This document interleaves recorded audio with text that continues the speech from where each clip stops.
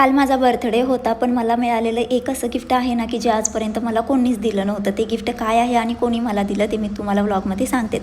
संध्याकाळचं जेवण थोडं लवकरच बनवायला घेतलं होतं. खरं तर आमचा बर्थडे बाहेर जाऊन सेलिब्रेट करायचाच प्लॅन होता, पण सोमवारी माझा उपवास असतो आणि तो मलाच बाहेर सोडायचा नव्हता. त्यामुळे शेवटी घरातच बर्थडे सेलिब्रेट करायचं ठरवलं. सगळं आवरून झाल्यावर मी सुद्धा थोडं रेडी झाले आणि हा होता माझा बर्थडेचा फायनल लुक. नंतर आम्ही सगळ्यांनी मिळून केक वगैरे कट केला आणि आमच्या छोट्याशा फॅमिलीसोबत छान असं सेलिब्रेशन केलं.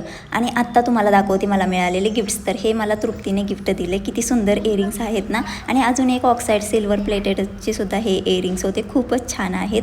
आणि त्यासोबतच एक चॉकलेटसुद्धा दिलं होतं.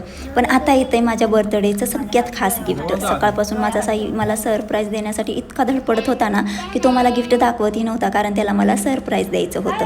आणि त्याने हे मला ग्रीटिंग कार्ड दिलं आहे. खरं सांगू का, माझ्या आयुष्यात मिळालेलं हे पहिलं ग्रीटिंग कार्ड आहे की ज्याच्यामध्ये कोणी तर मला आय लव्ह यू असं लिहून दिलेलं आहे.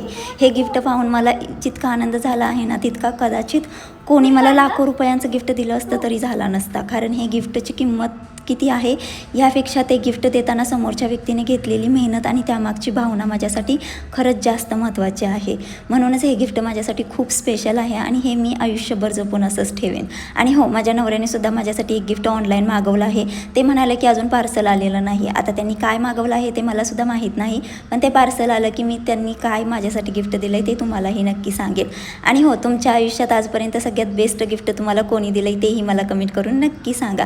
बाय बाय, भेटूया नेक्स्ट व्लॉगमध्ये.